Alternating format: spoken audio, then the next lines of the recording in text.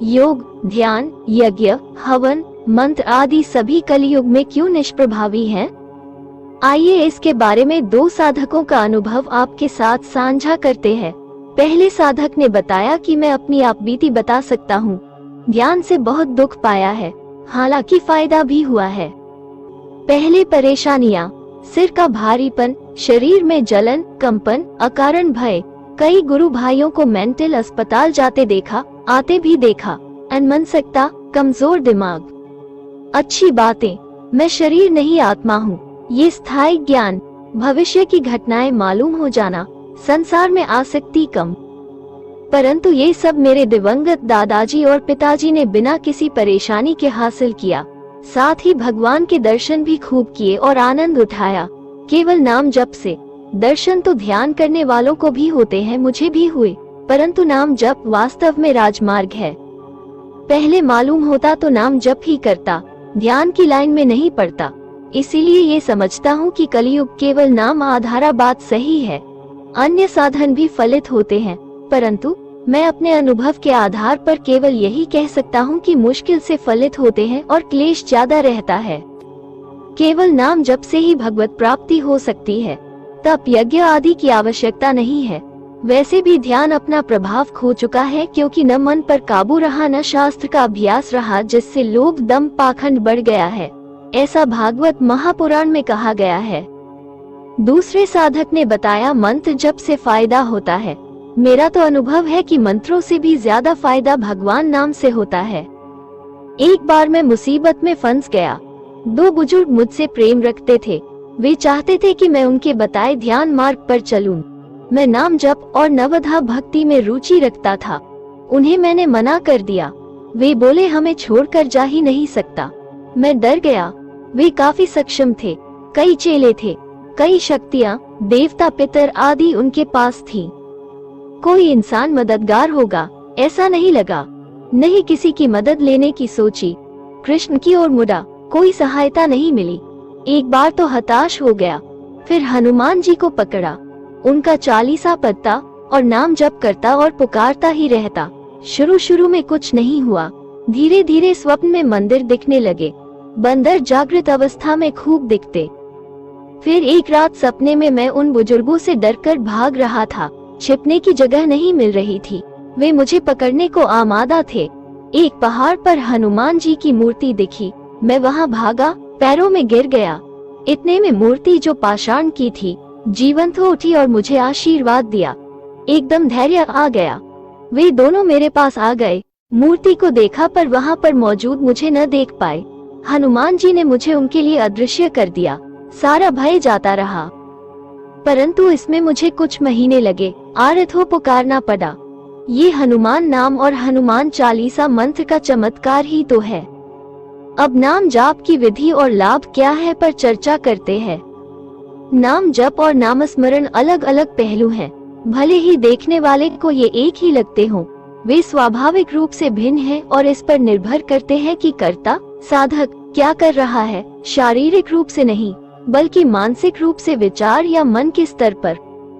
नाम जप उस देवता या भगवान का नाम जपना है जिनका आप अनुसरण करते हैं। नाम स्मरण जिस भगवान या देवता का हम अनुसरण करते हैं उसके स्वरूप या स्वभाव को याद रखें। नाम जप और नाम स्मरण में अंतर जानने के लिए एक उदाहरण। एक जनजाति की कल्पना करें जो सुदूर द्वीप पर रह रही है, जहां वे द्वीप पर उपलब्ध संसाधनों पर रह रहे थे और इसलिए जनजाति ने दुनिया के बाकी हिस्सों के समान विचारों, खाद्य संस्कृति और जीवन शैली का अनुभव नहीं किया है। आगे कल्पना कीजिए कि एक विद्वान व्यक्ति एक जनजाति नेता के साथ बातचीत कर रहा है और कुछ ऐसे पहलुओं को समझाने की कोशिश कर रहा है जो द्वीप पर उपलब्ध नहीं है। उदाहरण के लिए आम के फल को लेते हैं, ये उनके द्वीप पर नहीं उगता और नहीं देखा है, चखना तो दूर की बात है। उन्नत मानव बता रहा है कि आम कैसा दिखता है, उसका आकार कैसा होता है और खाने पर उसका स्वाद कैसा होता है। अब हम सभी को इस व्यक्ति द्वारा जनजाति में जागरूकता लाने के प्रयास की सराहना करने की आवश्यकता है, लेकिन इससे कोई फर्क नहीं पड़ता कि वे मैंगो विषय पर कितनी भी चर्चा करते हैं। जनजाति कभी भी सही तस्वीर की कल्पना नहीं कर पाएगी कि यह कैसा दिखता है। या अनुभव करें कि इसका स्वाद कैसा है। जनजाति के दृष्टिकोण से वे बस इतना जानते हैं कि इस दुनिया में सबसे अच्छा फल आम है, लेकिन यह उनके लिए सिर्फ एक शब्द मात्र है, न कम न ज्यादा। इससे कोई फर्क नहीं पड़ता कि जनजाति कितनी देर तक आम शब्द का जप करती है और इस नाम के आसपास सभी प्रकार के अनुष्ठान करती है। जनजाति के लिए जनजाति के आकार, रंग और स्वाद को जानना असंभव है। अब उन्नत मानव को इस बात का एहसास होता है और वो सबसे पहले उन्हें आम की तस्वीर दिखाता है।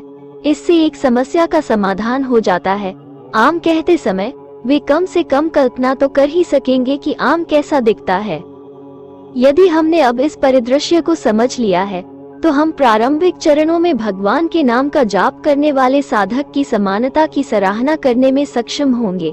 साधक को भगवान, देवता की अवधारणा या प्रकृति का कोई अनुभव नहीं है, जैसा कि आध्यात्मिक दुनिया में अपेक्षित है। जैसे जनजाति को आम से कोई परिचित नहीं है, वे साधक और जनजाति दोनों के लिए एक शब्द मात्र हैं। वे विद्वान लोग जो जनता को जागरूक करने का काम करते हैं और उन्हें ये ज्ञान देते हैं कि देवता या भगवान के इस नाम का वास्तव में क्या अर्थ है। भगवान की मूर्ति या मानव रूप नहीं, बल्कि वास्तविक रूप, बल्कि निराकार प्रकृति उसे वास्तव में सद्गुरु कहलाने योग्य है। सद्गुरु एक उपाधि है जो सूक्ष्म अनुभवों के इन मामलों में सीखे और अनुभवी पुरुषों को दी जाती है, जो कि जनजाति के लिए विश्वव्यापी व्यक्ति के समान है। एक बार सद्गुरु हमें भगवान या देवता की वास्तविक प्रकृति समझाते हैं, जिसका हम जप करने की कोशिश कर रहे हैं। जब हम अगले स्तर पर चढ़ते हैं और वास्तविक नामस्मरण शुरू होता है। आइए जनजाति की ओर वापस चलें। जाहिर है अब आम की छवि देखकर उनकी उत्सुकता बढ़ गई है और वे इसका स्वाद चखना चाहते हैं। ये सटीक जिज्ञासा है जो साधक में तब जागृत होती है जब वो जिस शब्द या भगवान के नाम का जाप कर रहा है उसके पीछे की वास्तविक प्रकृति या अर्थ को समझ लेता है। साधक अब शब्द का अनुभव करना चाहता है, उस जनजाति के व्यक्ति की तरह जो आम के स्वाद का अनुभव करना चाहता है, जो अभी भी शब्द के साथ जुड़ी एक छवि वाला एक नाम है। यहीं पर फिर से सद्गुरु बचाव के लिए आते हैं। वो साधक को सटीक प्रक्रिया से आरंभ करते हैं। साधना नोट। साधना के लिए अंग्रेजी शब्दावली में दृश्य या ध्यान अनुचित शब्द हैं। एक दिन ऐसा आएगा जब महानगरीय व्यक्ति वास्तव में जनजाति के लिए आम लाएगा। वे इसका स्वाद चखते हैं और अंततः उनकी जिज्ञासा समाप्त हो जाती है, लेकिन केवल इसे फिर से चखने की आवश्यकता के लिए, तीव्रता बढ़ाने के लिए। ये साधक के लिए उच्चतम चरण है, जिसमें नाम के वास्तविक सार का अनुभव होता है, जबकि वह भगवान की वास्तविक पहचान, गैर भौतिक डोमेन का स्मरण याद करता है। जाहिर है फिर भी साधक जो अनुभव करता है आनंद, खुशी, तीव्रता या सकारात्मकता और चारों ओर की भौतिक दुनिया के बारे में उच्च अनुभूति, दुर्भाग्य से अन्य साधकों को नहीं समझाया जा सकता है। साधक को मानव जाति के लिए उपलब्ध नामस्मरण प्रक्रिया के इस जादू को जानने का अनुभव करना होगा। वास्तव में जीवन का उद्देश्य आनंद का अनुभव करना और इस नश्वर संसार और आसक्तियों जो अलग होने में मदद करता है की उच्च अनुभूति है, जिसके लिए सभी मानव जाति के लिए उपलब्ध सबसे सरल विधि नामस्मरण है। इसलिए नामस्मरण के लाभों को आध्यात्मिक ज्ञानोदय के दृष्टिकोण से उच्चतम स्तर पर महसूस किया जाएगा। हालांकि ऋषि मुनियों ने अन्य सांसारिक सिद्धियों का भी उल्लेख किया है जिनका अनुभव निम्न स्तर पर भी होता है। कुछ ही स्व उपचार शक्तियां हैं जो जीवित प्राणियों की पहले कभी अनुभव न की गई अवस्थाओं, अलग अलग प्रजातियों की नहीं, जानवर विशिष्ट तरीके से या पैटर्न के अनुसार व्यवहार क्यों करते हैं को पहचानने में सक्षम है, ब्रह्मांड में पाई जाने वाली बड़ी योजनाओं को समझने में सक्षम है आदि।